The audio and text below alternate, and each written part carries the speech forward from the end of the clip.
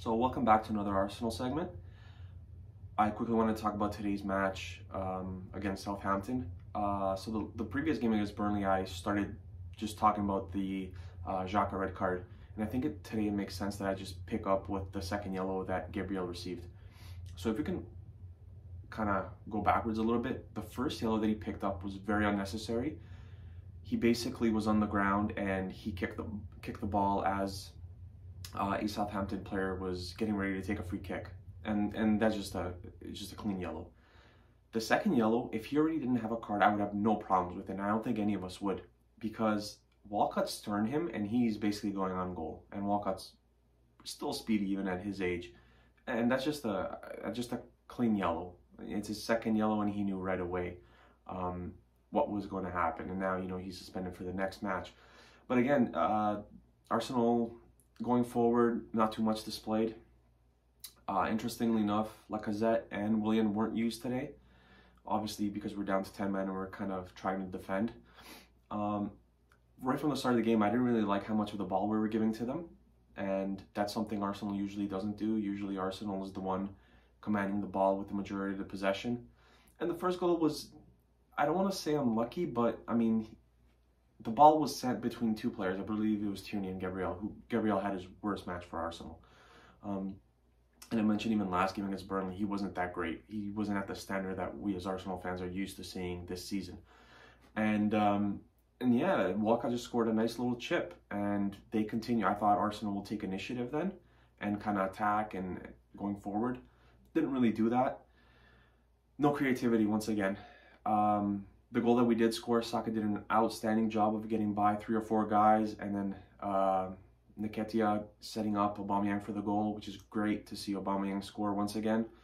Just well taken. He took his time and just slotted it into the right corner. Pretty much gave the goalkeeper no chance. I thought that the back line didn't look too bad. Holding made the one mistake with the Redmond crossbar, which I think he's got to, unless Leno gave him a shout telling him to kind of back off, you can't let a ball bounce in your own box. You just can't. And they had a great chance and they hit the crossbar. And then Holding hit the crossbar on the other end, which is kind of a weird play. I think I saw the reaction from the goalkeeper, and the goalkeeper didn't really do anything. So I thought the ball was going out, or that the ball hit there's the extensions behind the net.